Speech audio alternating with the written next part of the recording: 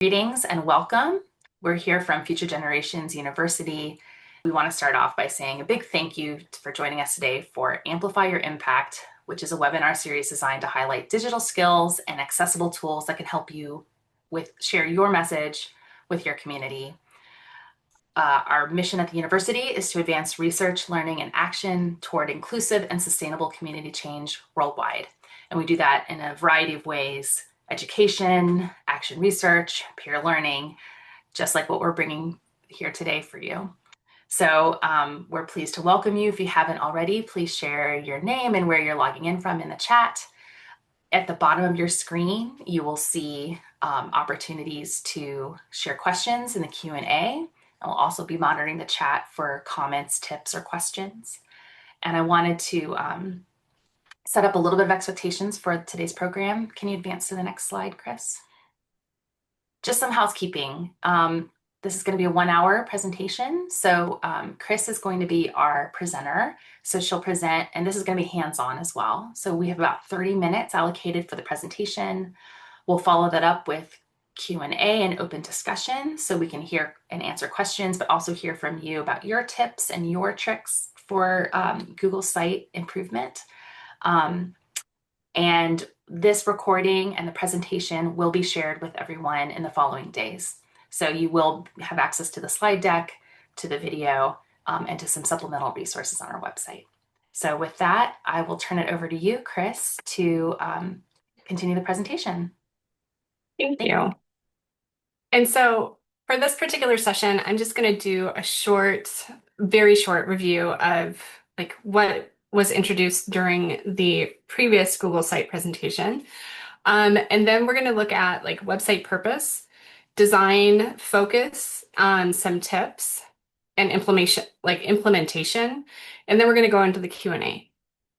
So first of all, last session, I shared these 3 templates that if you're in your future.edu email and you go to sites and you click on Future Generations templates, these are the 3 templates that I have made available for anyone in our Future Generations network. So you can, and there's 3 different types. There's a light, which is a 1 scrolling page, a standard, which is a home page plus 3 pages of content, and then comprehensive, which is a home page and 5 pages of content. So I just wanted to point this out, make sure that you are aware where this is at and how you can get a hold of it.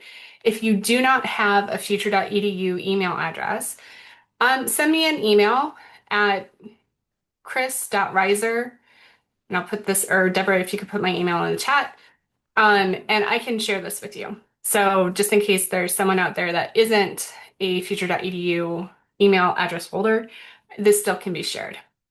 So, and then I wanted to show you, let's talk about what makes a site memorable. And I have just two examples here that I think are very interesting.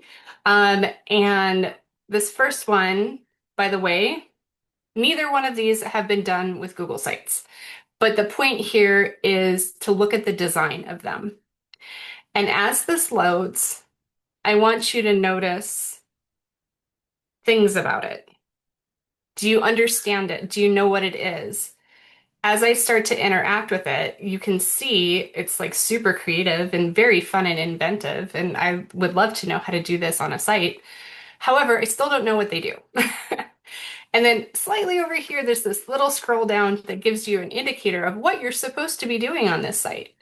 And so I'm scrolling down and I'm getting a little lost because it's so cool. And I think this is a beautiful site. None of this is criticism. This site is built to show their creativity. And so what is being showcased here is creativity. And they've done a great job to show their creativity. However, I still am not quite sure what they do. And so this is something where I want to make sure that when you look at your sites, your goal in communication needs to be very clear. about what the goal of the site is. Like, what do you want your site to be doing? And so, yes, if you want to look at this, you can check it out. It's a very cool site. Next, I have a second example, and this is dragonfly.africa. And however, this site was not done with Google Sites. I would say you could do something very, very close to this in Google Sites. So don't let that um, trip you up. They have very inventive. They're already starting us getting into what do they do? We think, we create, we are human. We build ideas that move people and brands. Like already you're getting very into what they are all about. Um, and so they give a little backstory. Great. So we're finding out more about them. And then this is how they are introducing their people. I think this is a very inventive way of like being more creative about introducing people because people like videos. And it shows personality. And so it's fun. And then further down, it has more information. Like we're getting further and deeper into what they do, um, as far as their business, and what their goals are. I mean, what their purpose is. So nice site, very clear, straightforward, understandable, and easy to navigate. Those are important things to consider when you're putting together a site, especially when it is public facing. And regardless if it is exterior public facing, you still need to think about that if it's for an intranet. Your employees or the people that are working on this are your clients, and you want to make sure that it's just as easy for them to navigate as well. So when you're looking at this, you need to be designing with a purpose. Now, on the right-hand side, you're going to see a Venn diagram. And instead of focusing on specific tools, we want to be making sure that you have who is your site designed for? You have different stakeholders, donors, possibly community members, recruiters, or if you're recruiting, employers, partners, all different ones. And that all message all needs to come together. You should do like exercise with your staff about who needs to be seeing this website. And in seeing this website, what do they need to access on this website? What do they need to know? And so here you want to make sure that you're bringing those things and those messages together and making sure that you have indications on the homepage. So they all come together and have an overlap on the homepage. And these can be separate pages, but you have to be able to blend that together and make a very a conscious effort to make it to come together so that people understand, okay, there's something for everyone here. And you don't have to have different sites for each one of these things. You don't even have to have different pages. You have to see where their overlaps are and decide, okay, maybe there's a page here instead of a page here and a page here. But this is one way to look at how to create your site map, is thinking of the different constituents that will be accessing your site and what information that they need from that. Also, just a small thing is instead of welcome to my site, going directly into what you do, what you're about. So, for example, I put this as if speaking from a future generation's voice. We help communities. We help, oh, I have really good English. I'm sorry, guys. We help communities to engage, should be a two, so that they can thrive. So, sorry about that. I love my own typos. And then next, we're going to be talking about visual hierarchy. And so in the design, I think this is probably one of the best ways to really drive this point home. In Google Sites, visual hierarchy is already built in to the site theme. You just have to make sure that you follow it. So, and I'm gonna get into that in the applied part of this, is to how to make sure that you're looking at each one of those things. Because the way this flows, it's the way our brain works, and we can't really not for the majority of us. This is the way your brain will work. You're going from bigger to smaller to smaller to smaller, and maybe even to the smallest, but you've already passed it and you may not come back. And so this is a really great way of understanding how visual hierarchy drives graphic design, specifically in virtual spaces. Um, so the things that you want to be doing is making sure that you're using headings intentionally. You're not using paragraph text for everything. You have that paragraph text needs to be reserved for when people really start to get into and they want to read that. You've gotten them past all of the other visual hierarchy things, and that now they're still with you. Now they're going to read that because they really are very interested in it. And using sectional breaks strategically. And we're going to get into that a little bit more here. So white space is your friend, and it's not empty space. So you can see on the right-hand side, when you have the space in between the lines, and again, I'm going to go through this in the applied part of how you can set the spacing to make sure that it's stretched out, because when it's more stretched out, it's easier for people to read when things are stretched out this way and this way, horizontally and vertically, and then also on the bottom, you have clarity with the colors and everything, but visually it's a little bit more clear on the left than it is on the right. So I just want to point these things out because these are some of the things that you can bring to your site to make it look more professional and much more easier for people to interact with. Also, in the previous session before the Google Site session, I talked about, selecting colors and things like this. And so I wanted to double back on that a little bit and show you how to pick out colors. Like you have, especially on the bottom here, there's like, you can pick primary. Here's the complementary colors. And in the square, the ones that are on the opposite side of the spectrum, some that are like three together. So this is one way of looking at how to couple your colors together when you're looking at creating a color palette for your brand and your website. It is beneficial to limit the color usage that you have, like primary color, accent color, and neutral that you're going to use. And that is supported in Google Sites with the amount of colors that you're allowed in the template as well. And just to drive this point home, you can see here, when you look at this is how other brands have used colors and what they are trying to show with the colors that they use. I'm going to go back to the previous one. So you have energy under red, and you also have energy in yellow. So action themes, if you want to really use or have people like they're already going to be driven and energetic about these colors, you want to couple that with your message as well too. So in theming colors, action colors are red and yellow. Blue, I think, is a very interesting one. A lot of people have it connected in their brain as trust.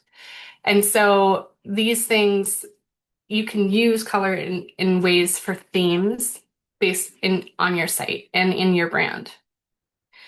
And so you can see, trust, excitement, optimism, and the way that different brands have used colors in which to express what they want to the public. Next, you want to look at how you're putting your things together. So this is a formula that you can use for pages or for content within a page. So an image, text, quote, data, call to action. And you need to understand the scroll experience matters. As I showed you in the two examples, scrolling through with that first one, it was so interactive and I was not necessarily scrolling down as much as I probably should have. I mean, I've actually never reached the bottom of that page. I don't know what it looks like because I was just way too enthralled with everything above it. Whereas on the other example, I have scrolled down on that page because it flows, and that's important. You need to make sure that when you're looking at your Google site, that you're going to the view and switching it to phone because there's a different scroll experience on a computer, tablet, and phone. And so another thing that you can do is making sure that you're just customizing as much as possible with the things that you have. In the buttons, you can always switch from click here to download a toolkit. Explore our work, and you can have a portfolio of a presentation. You can have join our network, which is a form that you can do. And these are all things that you can implement and add to your page to help engage people with your on in a digital space. Um, and so these are just different ways to enhance that message. Another option to do is to create a portfolio page. In this formula, I wanted to switch it from, the inside of our community, we focus on success instead of the problem. So switching that to looking at the success is that you're amplifying, the approach, the results, the visual, and the contact. And you can do this for grants, for projects, case studies. And if you're doing this for personal use, you can do this for your own resume. I've seen many examples of people using a Google site for their own personal resume. It's a easy way for people to look through it and see what your capabilities are in a very practical way. All right. So where do I make these changes? This is where we're going to go into the apply part of this. So I am not in the here we go. The light. I'm going to start in the light version. So please let me know if you don't see my screen and you're not seeing it. Please. So someone want to give me a heads up that we are truly seeing Kris's template right now. I can share that I can see it, Kris. Okay, great. All right. So, and yes, we get confirmation from the chat. Yay. And may I also say this is, oh, Kris, just for people who are watching, if you have your Google site, this is the right time to pull your site up so that you can follow along in real time with Kris. Yes. Thank you, which means I need to stop speed talking and slow down. So once you open up your site, you have these things on the right-hand side. We have the insert pages and themes. Now, the majority of the things that I was discussing earlier as far as the use of white space and spacing is going to be accessed under themes. So you want to go over here. Let me add this.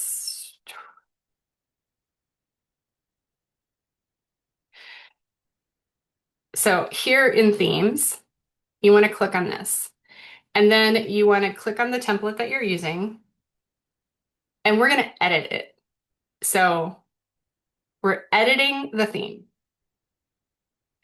And here, specifically, like we have the colors I had previously mentioned, a neutral color, and then two other colors. That's how Google allows you to create your colors. And there's more options, like this is for titles and headings, this is body text, and it gives you can choose and make different styles within this, okay? But the part that I really want to draw your attention to is here in the text. So we have already the visual hierarchy of title, heading, subheading, small text. And each one of these, so normal text is going to be your paragraph text, okay? So normal text, you can change your font and you can see exactly how wide it is and choose one that works well for you. So mine set at Open Sans. I can change it to Montserrat. And then I can change the size of the font, my alineation. But here's where you want to look at this. This is line spacing. So this is where you would want to go ahead and add additional spacing. And you can see in real time over here that it is already. I'm going to do that again. I'm going to put it back down to 1. You can see that it's made it closer together. Now this time I'll move it to 1.25. So you can see how it's stretched it out. So it's giving you more space, so it's easier for people to read. Okay. This is paragraph spacing, so there's 6 before a paragraph. So it's giving me a little bit of a space of padding of white space, and I can increase this to, and you can see how right here, this has opened up that white space. I'm going to put that back to 6 so you can see it move back. And now I'm going to do another, so do it again, and this time we'll put 16.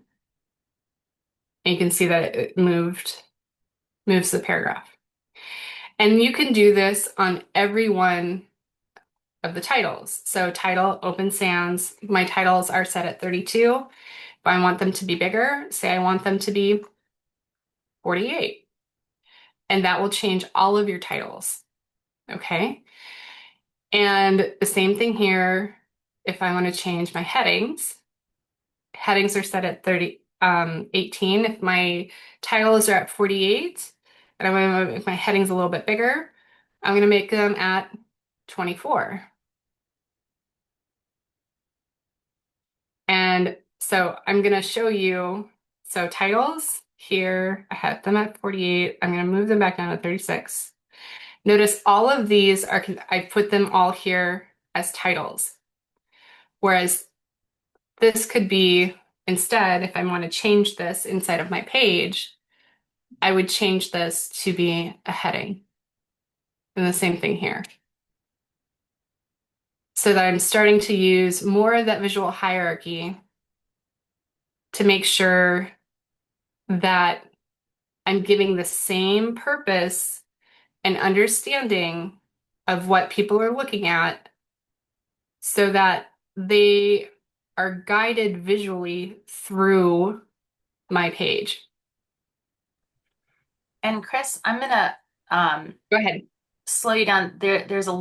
I'm experiencing a lag of your site. Um, it's taking a little bit longer for it to show up on our screen. So Okay. as you explain, I think we need a little bit of one extra kind of pause of breath before you move, before you keep altering, just so that the screen has time to catch up. Sure. So what I'm doing right here is I'm going ahead and I'm changing to make sure that I have my different headings are because if collaboration is my heading, then this should be a subheading. I'm making sure that all of my visuals in text are making the same logical, um, they're following the hierarchy of logic on the page. Yeah, this is a good pace, Kris. And I'll also, let me just add, there's a visual hierarchy as you're explaining and showing us for the audience member when they're on your page. But adhering to this hierarchy is also really helpful for search engine optimization, also called SEO. So it is important. Your site has a better chance of being searchable and found on the internet if you follow the title, header, subheader, normal text in their appropriate spots. And you can alter how they look, as Kris is showing you. You can alter text size, boldness, font, but as long as it's still considered a header or a subheader, that's going to make your site easier to find. Thank you, Deborah. I didn't know that. So this is why we do these together as a team. Um, so this is one way that you can go ahead and set those different set the parameters on those different headings. So title, heading, um, subheading for the page. Now, and then, like I said, you can, if you've done that, you can go ahead and also like move them here. When you click on them, you can click on the editing right here. But in this, you don't get to like this is where like the spacing, this is where you're going to change the spacing if you want just to change like this particular size and not the whole site. So this under themes changes the entire site, whereas changing it on the page only changes that specific item. So there's the difference right there. Um, so under themes is where you change your whole site, whereas each individual asset on this page, it will only change this asset. All right. And so the next part that I want to like these settings, like adjust for readability, anchoring, those are nice and everything. But they're not like they're like anchoring the photo. Do you want it in the center? Do you want it in the upper part? That's where this anchoring is. It'll tell you where it is for especially for the header photos. Um, but I want to get down here to components and spacing. So here we have the buttons. You can switch your buttons. You can even down here on this page, you can always edit a button directly um, on how you want that to look. So, but this is your And different. Kris, can I ask you to pause real quick? Yeah, I'm not seeing the buttons yet. Okay, now I see it. sorry. Thank you. Um, so this is where your different components, this is how you set the colors for it. But this next part is the most, I think one is just as important as for spacing as this text area up here. And that is under spacing. Now, we have in Google Sites, they have 3 different ways to space. This is currently on compact, okay? And that means how much space is between each one of the different blocks of assets. So like this donations opportunities next to the volunteer openings and the partnership paths. I'm gonna switch these so you guys can see how much of a change it is between the spacing. I'm gonna go all the way down to comfortable because it creates more space in between. Now, to really get an idea of how this looks, I'm gonna leave this uncomfortable. I'm gonna go up here to preview. I'm gonna click on preview because this is how people will see your page. And now I'm going to go to phone. So down here we have large screen, tablet, and phone. And I'm going to click on phone and I'll be able to see the spacing here. Now,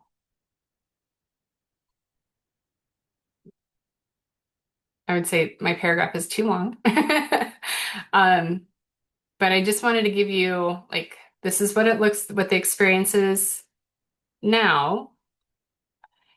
All right, now I'm going to show you what it would look like if we go back to compact. So I'm going to go back to the themes under spacing. I'm switching it from comfortable now to compact. and it switched the whole site. I'm going back to preview,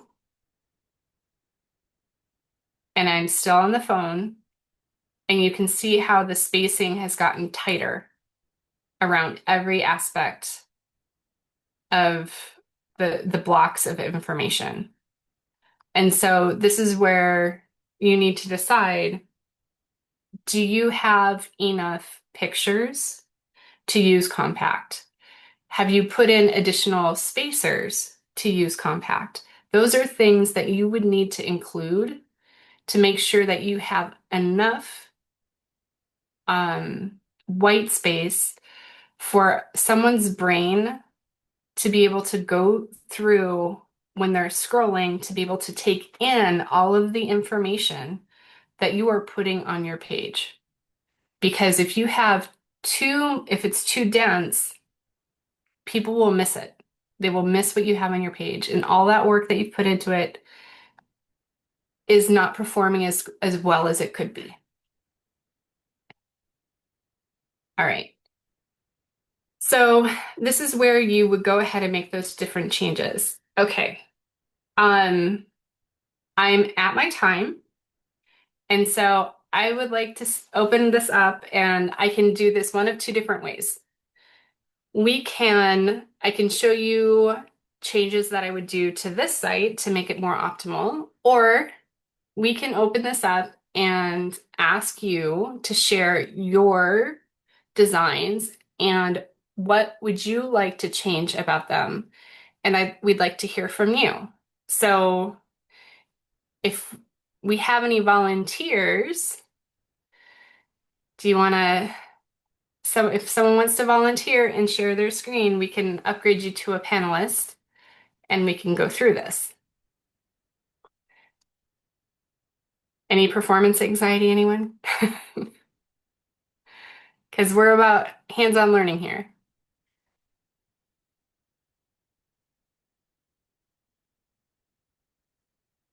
If not, let me show you things that I would change on my own design to make it a little bit better for a visual aspect.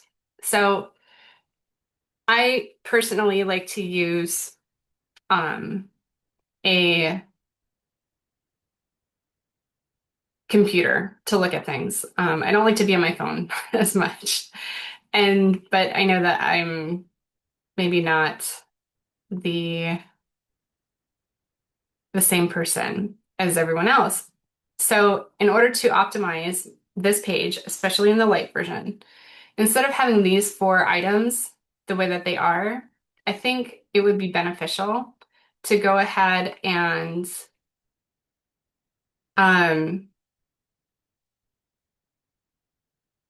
add another, like I'm going to duplicate this section and I'm going to remove some things. And I'm going to make them bigger.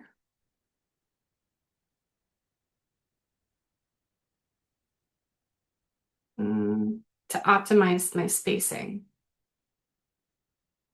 So here I have 2 on the left, 2 on the right, and 2 in the middle. I'm going to move this over here. And now I've created more visual space. If I go back to my view, I'm going to look back down and I'm going to see it hasn't changed the way this works on the scrolling experience. So now what I would do, I would go back here, and that means I need to have more space in between. So here, I want to go ahead and insert a spacer. And I'm actually going to insert multiple. I'm going to create another one, and I'm going to move them up so that I'm creating more spaces in between my sections so that there is, oh, didn't mean to do that. Okay. Well, now it's just making me cranky. I want you to know this happens to everyone. Um, and what happened here is that spacer got added in, and so it's not wanting. There we go. Oh, yeah, I like how this this happens to everyone. There, that's what I wanted. I want just that one aspect. There we go. Now I'm going to go ahead and I'm going to go back to preview and look to see how that spacing happened with those values. And there we go. See how we have a little bit more visual space? That means it's going to be easier for people to be able to read through them, and it gives their brain an opportunity to process. And so that's one of the things that you can do as far as like creating um, the white space in your benefit. Let's see here. Is there something else that any requests of something that you've had or found to be difficult that you would like me to try and do in this session right now? Any questions that you may have?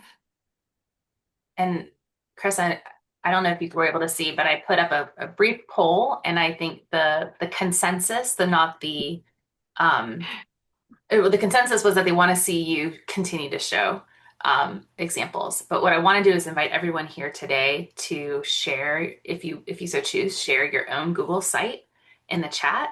If you would like us to have a chance to look at it and offer constructive feedback.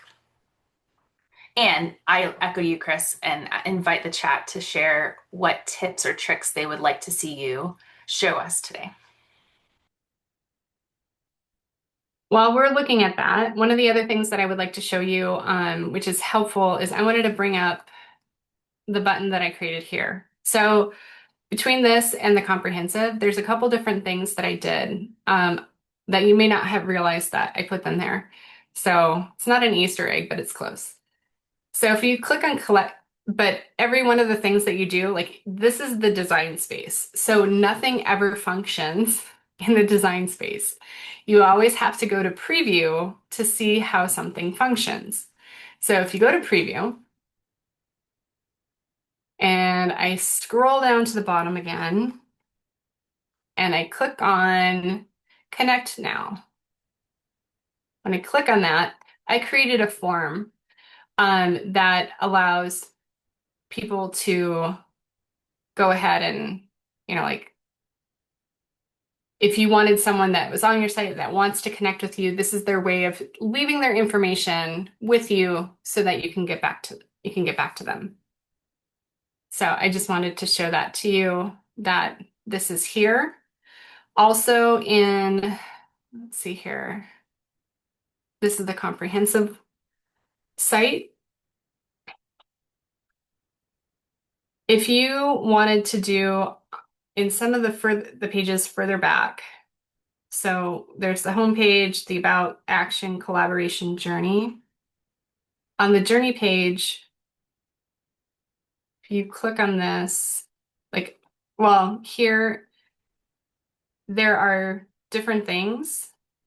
So I want to show you what this looks like in the preview.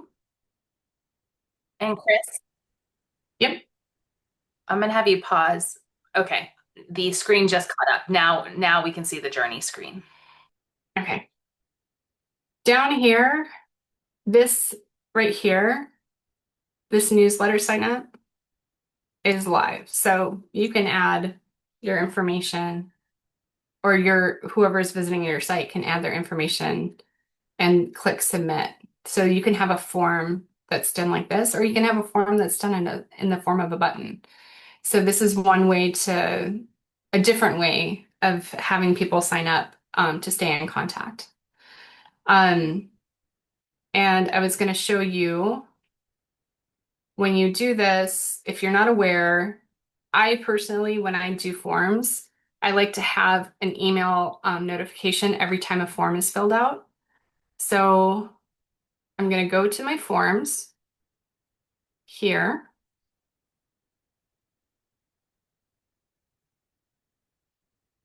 And then, for example, here's for my Google Sites, and this is the newsletter sign up that I had created.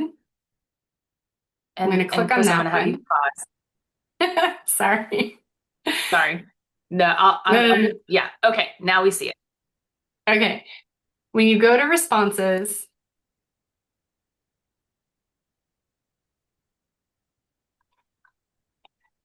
and then on the three little buttons on the right-hand side, you have more options for responses.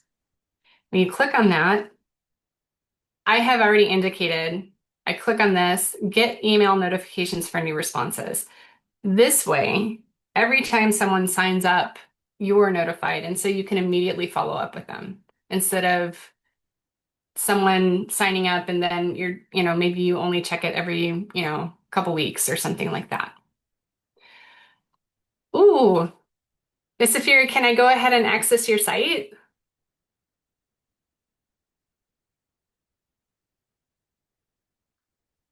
Oh, thank you. Okay. All right, we'll look at that offline. Thank you. So this is one of the things that I do to make sure that I'm keeping up with, with whatever forms that I'm using. And this is not just for a Google site, but with all the forms that I use.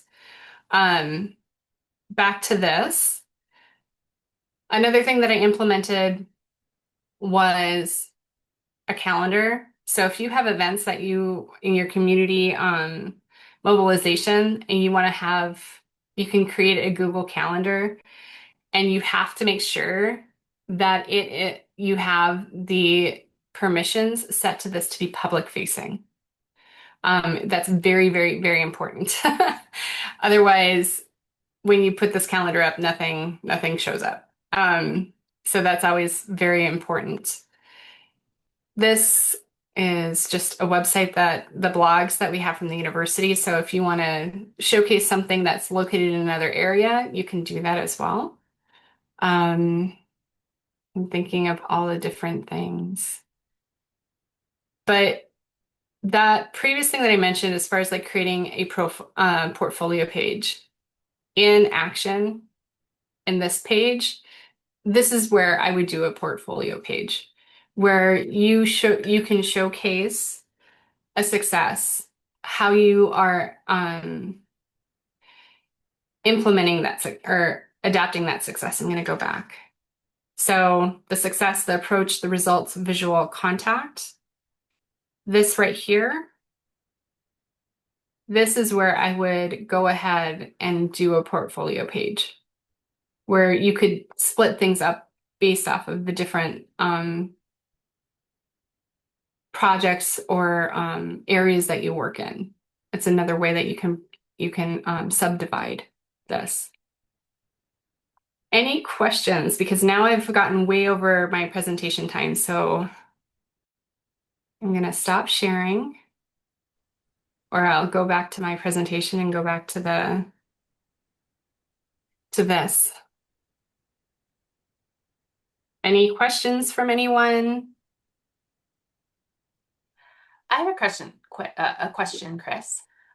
Sure. You prepared the original Google site presentations for the first season of Amplify, probably probably easily 5 months ago, right at this point. Have Hmm. you noticed any changes to the Google site builder in the intervening few months? It's stayed pretty stable. Yeah. Okay. Um, like Canva has made some improvements. Like they had a very large launch in the fall where they've added multiple different tools to the Canva profile, even to the free profile, which is great. But Google Sites is pretty is I don't want to say static, but it's pretty stable. I haven't noticed any changes of the different, especially in the editing or creating, or I haven't even seen any new features that they've implemented either. So, And then I know that this was addressed in the first in Google Sites 1.0, but can you remind us about the site like web address and some of the considerations Mm, there? right. All right. So in Google Sites, so I'm going to exit the preview here. When you publish something, and this is what I kind of alluded to this earlier of creating pages that could be used internally versus pages that are used externally. You can publish parts of your site and not all of your site. So that's something to, when you're adding something. So right now, I can look at the property. So this is home advanced. No, I don't want a custom pathway. But so if I publish this right now, I don't want to, so this is my alumni template, nonprofit orgs. Um, I can, and so you're seeing right here, this is the full site address. When you use your future.edu email, future.edu will be part of the root of the site. If you use a different Gmail address, you will not have future.edu as part of the root. Just that's how the hierarchy works. Um, but everything else will be, as far as capabilities, will remain the same. And this is nonprofit. I'm going to say comprehensive. Oh, I ran out of nonprofit full. Uh, I'm running out of, so I can't. We'll just say this is what it is because this is the largest one. And I'm going to go ahead and publish this. When I publish this, if I want to, I can hide this page from navigation. So this page doesn't basically disappear. It just is no longer visible by the public.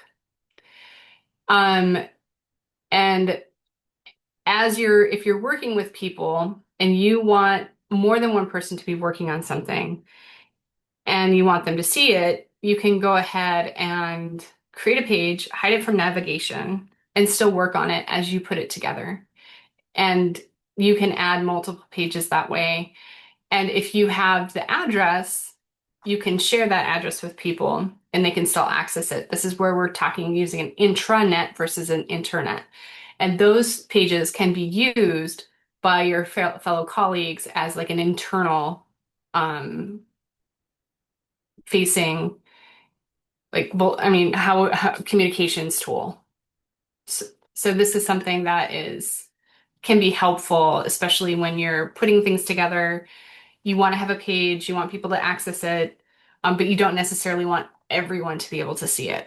And that's where this hide from navigation becomes really helpful.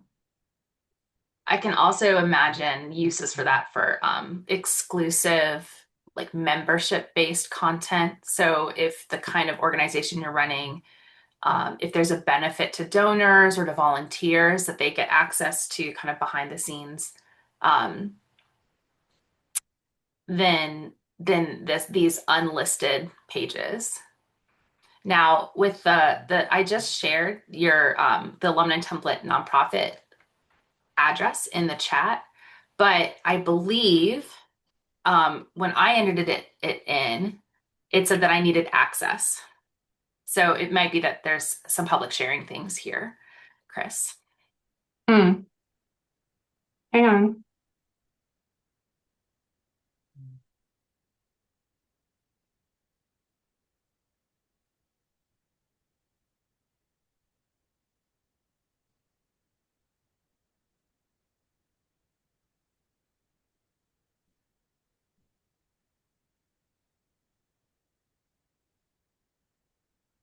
I'm curious because like it might take a minute.